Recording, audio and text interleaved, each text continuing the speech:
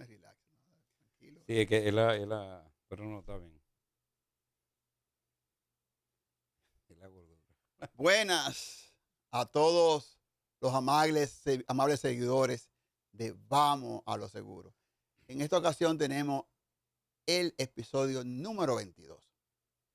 Y hoy vamos a hablar de el área o el grupo de ramos de seguros de personas. Básicamente, tenemos un invitado que más adelante se lo vamos a presentar. Y hoy vamos a hablar de las coberturas de seguros de personas que se activaron con la tragedia del 8 de abril en el local de Jesset. Como todos ustedes saben, fallecieron más de 230 personas, muchas de las cuales tenían sobrevivientes, o sea, hijos o esposos o cónyuges, y también personas que salieron lesionadas, las cuales también tienen una situación, inclusive en algunos casos, de discapacidad. En ese evento se activaron coberturas como aquellos casos en que hay una póliza de desgravamen hipotecario, en el caso que los afectados, los fallecidos, tuvieran algún préstamo hipotecario, pues el banco va a recibir de la compañía de seguro el saldo del préstamo que tenía esa persona. Igualmente sucede con el caso de los seguros también, que muchas veces son ofertados por las instituciones financieras a través de la tarjeta de crédito. Ese también se aplica.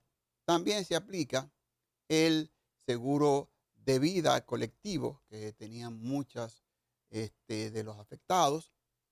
También está el caso de aquellos que también pudieran tener préstamos prendarios, en donde en muchas ocasiones las instituciones financieras también han contratado una póliza de seguros para proteger los créditos.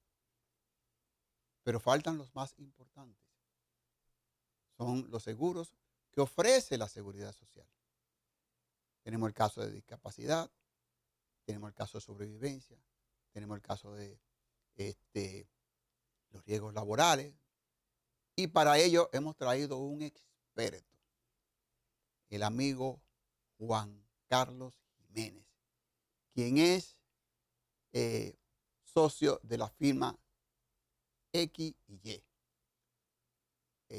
empresa que se especializa en el tema actuarial y otros temas, y que el amigo Juan Carlos pues nos hablará sobre eso. Bienvenido, Juan Carlos, a Vamos a lo Seguro en su episodio número 22.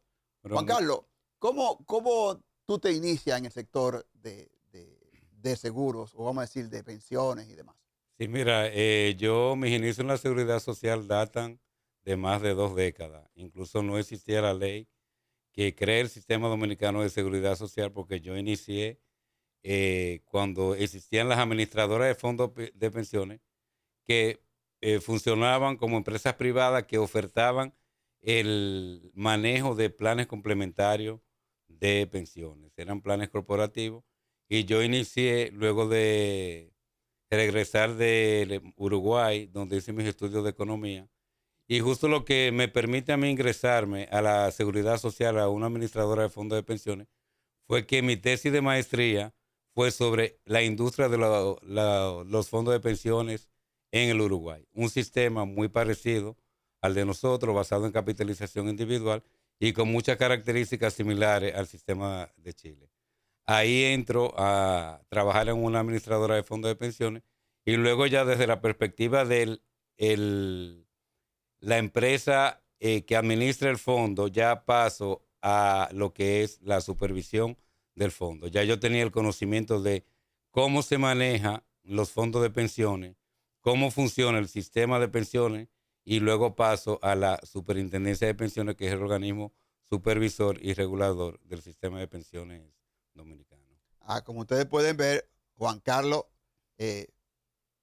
fue uno de los grandes protagonistas en el área de supervisión de los fondos de pensiones, de las AFP, que establece la ley 1701, y es una persona muy ducha, muy conocedora de todo el tema de la seguridad social, especialmente en el área del seguro de discapacidad, vejez, discapacidad y sobrevivencia. Juan Carlos, ¿qué pueden hacer las personas sobrevivientes y los afectados en este evento tan trágico que ocurrió el 8 de abril? Háblame un poco sobre eso. Sí, fíjate, ese evento que ocurrió el 8 de abril nos lleva a tener que dividir la población que estaba en el lugar en dos grupos, que son los que simplemente estaban disfrutando del evento y los que trabajaban en el lugar. ¿Por qué? Porque dependiendo de cuál es tu condición, si estaba como un invitado, como una persona que está disfrutando del evento, entonces tú tienes que orientar la búsqueda de tu beneficio de seguridad social, por un lado. Sin embargo, si eres empleado y tuviste el siniestro, si fuiste de los afectados, tienes que orientarte hacia otro lugar para poder acceder al beneficio que te otorga la seguridad social.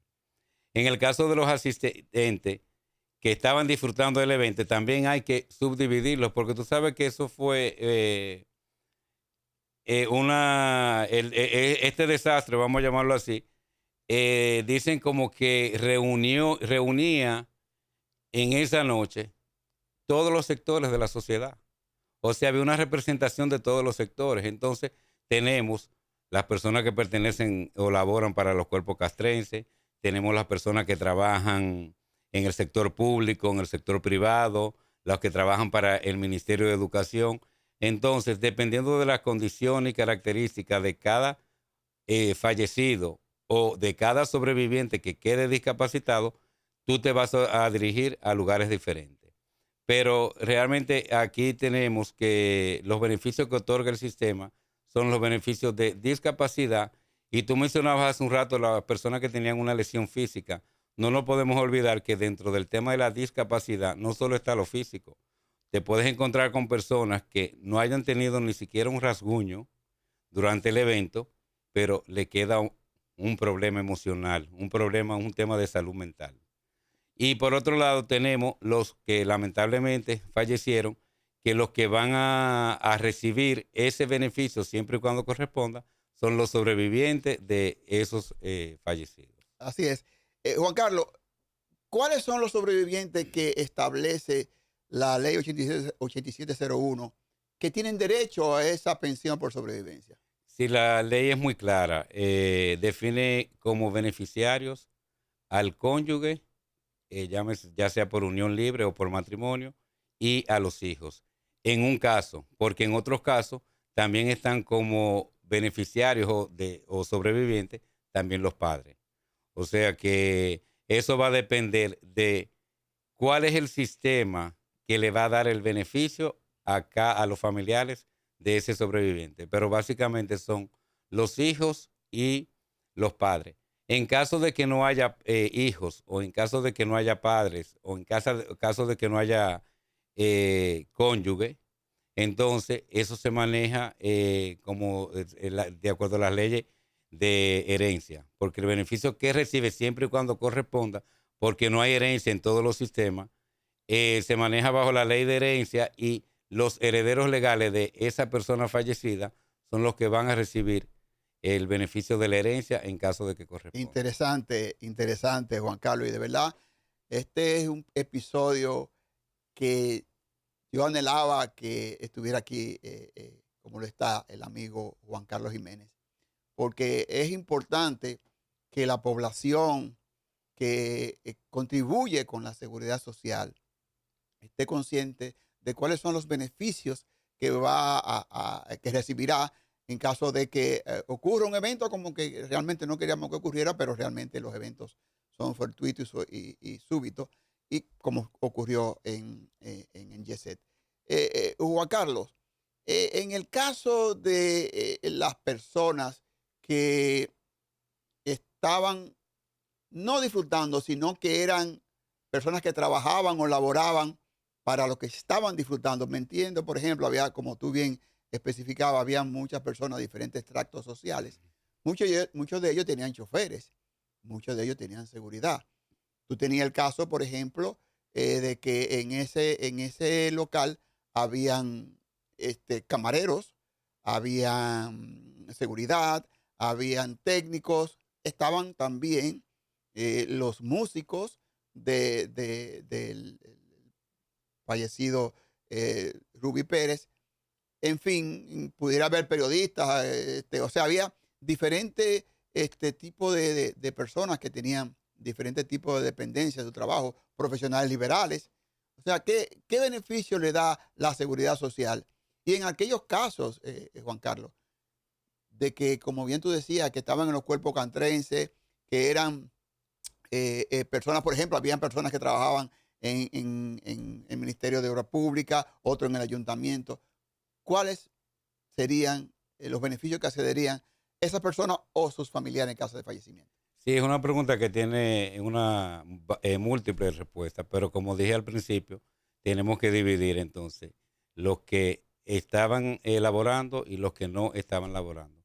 Como tú bien dices, habían personas de las que estaban disfrutando del evento que andaban con su seguridad, con guardaespaldas, con choferes y que se vieron afectados. O sea, estas personas estaban realizando su trabajo, al igual que los camareros, los mismos músicos, la orquesta, ¿entiendes? Todos esos estaban realizando su trabajo.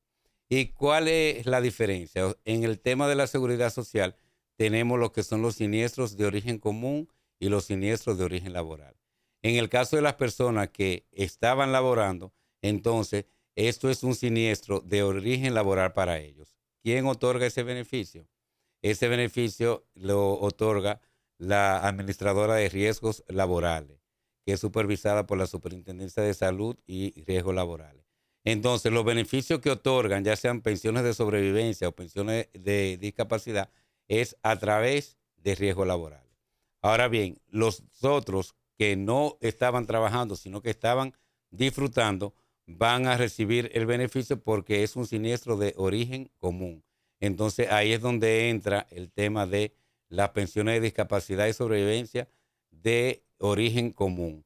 Esos beneficios se otorgan ya sea o a través de una administradora de fondos de pensiones o a través del INAVIMA, que es la administradora de fondos de pensiones que de los maestros, o a través de la Dirección General de Jubilaciones y Pensiones, que es una dependencia del Ministerio de Hacienda, que ahí reúne las personas que están afiliados al sistema de reparto, también reúne a los cuerpos castrenses, y estas personas tienen que solicitar su beneficio de pensión, ya sea de discapacidad o sobrevivencia, a través de estas instancias. A través del IDOPRIL sí se van a solicitar las pensiones de origen laboral para las personas que trabajaban, los músicos, camareros y las personas que andaban, como dije hace un rato, con personas que estaban disfrutando del evento y que andaban con su seguridad, con sus choferes y que estaban realizando un trabajo. Juan Carlos, de verdad que yo por lo menos me estoy dando un banquete con esto, con todas estas exposiciones que estoy haciendo, porque yo, cuando sucedió el evento, pues me pensé en todas las coberturas que se vieron afectadas con él mismo. Pero esa profundidad que tú has llevado el tema realmente es muy, muy interesante. Y es más interesante para aquellas personas que perdieron sus familiares, sus compañeros, sus padres, que realmente sepan que tienen un derecho. Eh, en el caso hemos hablado de la sobrevivencia, pero ¿y el caso de discapacidad? Mira, el caso de discapacidad, Miguel, es un poco más complejo, pero ¿por qué? Tú sabes que cuando tú tienes un fallecimiento, ya el siniestro, ya pasa el fallecimiento y ya hay una condición en la que los beneficiarios de esa persona que ha fallecido solicitan un beneficio. La discapacidad es más compleja porque lo que genera una discapacidad es el que ocurra un siniestro. Sí, aquí tenemos un siniestro que fue la tragedia de Yetse. Producto de ese siniestro, quedan lesiones. Pueden ser que una persona se vea afectada en el siniestro, pero que no repercute a futuro, no tenga ninguna lesión. Pero ¿qué pasa? Sí, esas lesiones no se van a determinar en el momento cero, ni en la primera semana, ni en la segunda semana. ¿Entiende? Para eso hay que esperar un tiempo. ¿Por qué? Porque lo que aquí se otorga son pensiones de discapacidad. ¿Pero qué tipo de discapacidad? Es una discapacidad permanente. Es una discapacidad donde tu condición va a permanecer de por vida. Entonces, imagínate una persona que se ve afectada, que tenga varios traumas en el cuerpo, producto del siniestro, o sea, entra en un periodo de recuperación. Y ya hay que esperar ese periodo de recuperación a ver qué secuela dejó realmente ese siniestro. Puede ser que no deje ninguna secuela, como sí puede ser que deje alguna secuela. Hay discapacidades que evidentemente son, valga la redundancia, son evidentes. Por ejemplo, la amputación de un brazo, la amputación de una pierna, eso es evidente. Pero sí hay que esperar el periodo de lo que son 26 semanas. ¿Para qué? Para determinar que esa discapacidad es realmente permanente, que esa persona se va a mantener con esa condición. Obviamente, cuando yo digo te amputan una pierna, sí, te vas a mantener con la pierna amputada, pero cuando hablamos de discapacidad, no es simplemente la pierna amputada, es que vamos a evaluar a la persona de manera íntegra. ¿Por qué? Porque te amputen una pierna, te afecta otras cosas, te afecta tus actividades de la vida diaria, te afecta tu actividad laboral, ¿entiendes? Son múltiples factores que se ven afectados. Entonces, ya al final vamos a ver cómo ha impactado ese siniestro en tu condición de discapacidad. Como dije, puede ser que una persona haya sufrido varios traumas y que al pasar de los meses realmente eso no repercute de ninguna manera, de manera física en esa persona. Sí hay que tener en cuenta el tema de salud mental, porque Sí, es evidente que las personas se ven afectadas, puede ser que físicamente no, pero sí se ven afectadas en el aspecto de salud mental. Juan Carlos, tú has esbozado, pero de verdad, de manera magistral, todo el tema ese de los beneficios que tiene que ver con la seguridad social en el área de pensiones y riesgo laboral. En el caso vamos a ir por sobrevivencia, ¿qué debe hacer los sobrevivientes para poder acceder a esos beneficios? Sí, mira, a nivel de lo que es el sistema de pensiones en República Dominicana, todos los procedimientos están muy documentados. ¿Entiendes? Son procesos establecidos con cumplimiento de plazo y está todo muy estructurado. Pero realmente no es nada complicado. No es nada complicado. De hecho, uno de los documentos, la Superintendencia de Pensiones, para facilitar y agilizar el proceso de acceder a esos beneficios, emitió una circular donde reduce esos requisitos que se deben de cumplir para acceder al beneficio. Principalmente el requisito, que es un requisito, cuando ocurre un siniestro de esa manera, un accidente, entiende, se requiere un acta policial. Ese requisito, dada la complejidad y las complicaciones que han habido, realmente ya no se le exige. Pero los demás requisitos que se requieren para acceder al beneficio, primero, para acceder al beneficio de la pensión, vamos a ver, si es el sistema de las administradoras de fondos de pensiones, lo primero, incluso en el otro sistema también, el sistema de reparto, lo primordial, que haya un beneficiario. Porque si no hay beneficiario, ¿a quién le voy a dar la pensión? O sea, no existe a quién darle la pensión. Entonces, una de las condiciones que se tienen que dar, no es un requisito, una de las condiciones es que haya beneficiarios de ley, que como tú me preguntabas, o son los hijos, los padres, en caso de que no existan, y el cónyuge, en caso de que no existan dentro del núcleo familiar ninguna de estas personas, entonces esos son los herederos legales. Entonces, la persona simplemente debe de llevar, presentar el acta de defunción, copia de la cédula. Si son hijos, deben de presentar el acta de nacimiento de los hijos. Si son cónyuges, el acta de matrimonio. En caso de que tengan unión libre, o sea, un acto notarial donde conste esa unión libre. Y otra de las cosas que en caso de que la persona trabaje, una carta laboral. ¿Por qué se pide la carta laboral?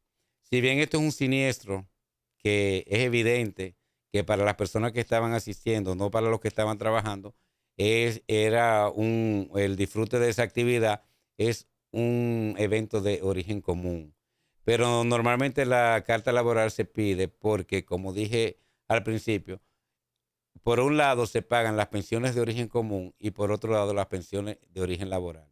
Entonces, la carta de trabajo sí te va a indicar cuál es la actividad que realiza esa persona. Entonces, si una persona tiene una condición, por decir un ejemplo, dejando de lado el tema del siniestro, que tenga un problema en la columna vertebral, entonces, y que producto de esos problemas que tiene un accidente dentro de su lugar de trabajo, entonces esa persona o se cae de una escalera y producto el problema de su columna, ¿entiende?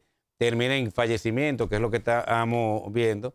Entonces, ese siniestro, ese fallecimiento es de origen laboral. Entonces, ahí es a través del IDOPRIR que uno va a solicitar el beneficio y tiene los requisitos que se establecen. Por eso es importante la carta de trabajo, porque para determinar el origen del fallecimiento, si es de origen común o si es de origen laboral. La documentación que se requiere realmente no es complicada.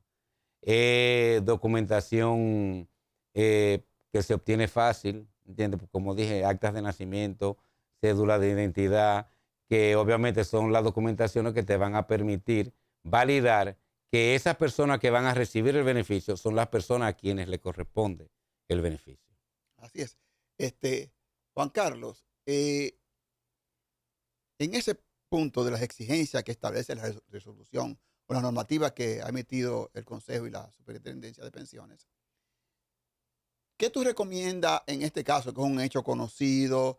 Sabemos, están los nombres de todas las personas que están lesionadas, están los nombres de los fallecidos. ¿Qué pudiera hacer el órgano regulador? Y a eso incluye a la Superintendencia de Seguros también, con el caso del seguro de vida. ¿Qué documentos tú entiendes pudieran o requisitos pudiera exonerar la Superintendencia de Pensiones en cuanto a los requisitos que se exigen, que pudiera ser más expedito el que los beneficiarios puedan acceder a este beneficio, valga la redundancia? Sí, fíjate que ya la superintendencia dentro de los requisitos, o sea, elimina el tema del acta policial. Yo considero que un tema que sí, como tú bien dices, que fue un tema evidente, fue un siniestro evidente, es el tema de la carta laboral, la carta del empleador, porque en definitiva, para las personas que estaban disfrutando del evento, realmente eso es un fallecimiento de origen común. Entonces, el tú eliminar la presentación de ese documento, yo creo que sería beneficioso. O sea, menos, no voy a decir que trabas, porque no son trabas. ¿Entiendes? El tú tener que presentar menos documentos, eso agiliza el proceso del otorgamiento del beneficio, porque una carta laboral, ¿entiendes? Para tú solicitar una carta laboral, primero, no, el empleador no se la va a entregar al primero que aparezca. Tendrá que presentar alguna constancia de que es una persona relacionada al fallecido. Sí, que tenga calidad Que tenga calidad para reclamar y exigir que le entreguen reclamar. Así es. una carta laboral. No sé si en tu exposición, Juan Carlos, tú le dijiste a los amigos que nos ven en las redes, especialmente en YouTube, por dónde se introducen esos reclamos, tanto para el sistema de pensiones que está en el 8701, como en el caso de Inavima y en el caso de Hacienda y demás. Sí, mira, para las personas, lo importante es identificar dónde está afiliado, tanto o el fallecido o la persona con la condición de la discapacidad. ¿Por qué? Porque depende de dónde esté afiliado, a qué sistema pertenece, entonces ahí es que donde se va a establecer a dónde tiene que ir. En el caso de que las personas estén afiliadas al sistema de capitalización individual, que es el que manejan las administradoras del fondo de pensiones, la persona tiene que dirigirse hacia su administradora de fondos de pensiones. En caso de que las personas estén en el sistema de reparto, tienen que dirigirse a la Dirección General de Jubilaciones y Pensiones de una dependencia del Ministerio de Hacienda. Y en el caso de que sea un docente o un maestro del Ministerio de Educación, tiene que dirigirse a Lina Bima, que viene siendo la administradora de fondos de pensiones de los docentes. Para los cuerpos, para la Policía Nacional, a través del Corepol, que es el Comité de Retiro de la Policía Nacional, se tramita la solicitud de pensión de discapacidad o sobrevivencia, pero es el Ministerio de Hacienda que otorga el beneficio de esas pensiones. Sí, y quisiera hacer un paréntesis ahora que tú hablas del tema de pensiones, los beneficios en los diferentes regímenes que hay. Sabemos que en ese evento también fallecieron un grupo de extranjeros importantes, de diferentes nacionalidades. Tenemos entendido de que la Dirección de Migración exige una póliza, creo que de repatriación de restos. No sé si hay otro tipo de beneficio que tenga esa póliza. Pero es importante que los familiares de esos extranjeros sepan que existe ese beneficio y que pueden dirigirse a la Dirección General de Migración, que es quien contrata la póliza con una compañía de seguro local. Juan Carlos, mira, este es un tema muy apasionante. No hemos hablado del régimen de pensiones ya para aquellos que están aportando, para aquellos que realmente hemos ya arribado a más de 60 años, como es mi caso, el caso de las personas que no han llegado a los 60 años. Juan Carlos, así rápidamente, ¿qué puede pasar con una persona que pase de los 55 años en el régimen de seguridad social y que esté aportando y que a la seguridad social o que se haya retirado? Me gustaría saber, porque sé que hay unos productos que se están ofreciendo a través de la compañía de seguros, que es la renta vitalicia. Me gustaría que tú abordaras un poquito ese tema, que aunque yo sé que eso es para varios programas, pero es interesante que los amables seguidores de este episodio y de este programa, pues pueda conocer de que existe eso. Me gustaría saber el tema, oiga mencionar el tema de la renta vitalicia. ¿Qué es eso? Sí, mira, ese es uno de los productos de vejez que otorga el Sistema Dominicano de Pensiones y aplica única y exclusivamente para los afiliados al sistema de capitalización individual. O sea, son productos de renta que se contratan con una compañía de seguro. La gestión se hace inicialmente a través de la AFP y tú tienes la posibilidad de las distintas compañías de seguro que ofrecen estos productos de ir a esos lugares para ver cuál es la modalidad que a ti o el tipo de pensión de renta vitalicia que tú prefieres y la que tú entiendes que te convenga. La ley 8701 habla claramente de que las modalidades de pensión por vejez son retiro programado, que se le otorga a la AFP, y la renta vitalicia. No fue sino hasta hace como 3 años, alrededor de 3 años, que estos productos se empezaron a otorgar, que las compañías de seguro empezaron a otorgar estos productos bajo distintas modalidades. Obviamente cada afiliado va a decidir cuál es la modalidad de renta que prefiere, ya dependiendo de su aversión a riesgo, entiende del monto de pensión que le satisfaga, porque dependiendo de la modalidad, los montos de las pensiones son diferentes, porque la característica de cada modalidad de renta vitalicia es diferente.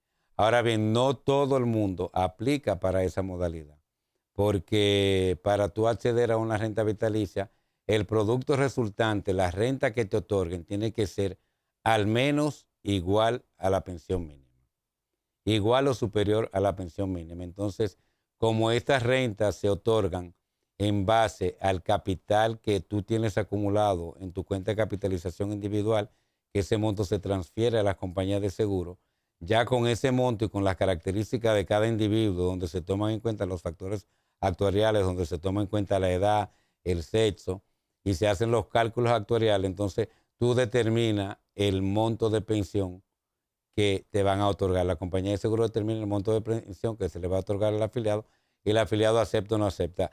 Ahora bien, puede ser que ese monto no sea suficiente para acceder a ninguna de las modalidades de rentas vitalicias. ¿Por qué? Porque con igual monto tú puedes acceder a diferentes modalidades de renta vitalicia, pero el monto resultante de la pensión o de la renta es diferente de acuerdo a las características de cada modalidad.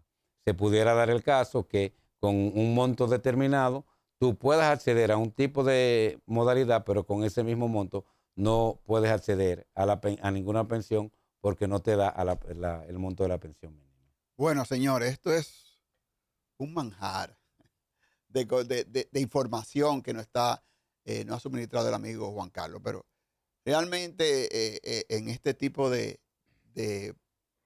podcast el tiempo es un dictador y realmente vamos a tener que llegar en este capítulo número 22, pero yo sí le prometo que Juan Carlos vuelve. Juan Carlos se va a reelegir. Él vuelve a este podcast porque definitivamente faltan muchas cosas de qué hablar del área de la seguridad social en la parte de pensiones para que la gente conozca. Así que les agradecemos de verdad que hayan tomado su tiempo en oír a Juan Carlos y a nosotros. Y les recuerdo, denle la campanita de me gusta y también suscríbase a este podcast porque usted va a conocer muchas cosas interesantes en Vamos a lo Seguro. Buenas.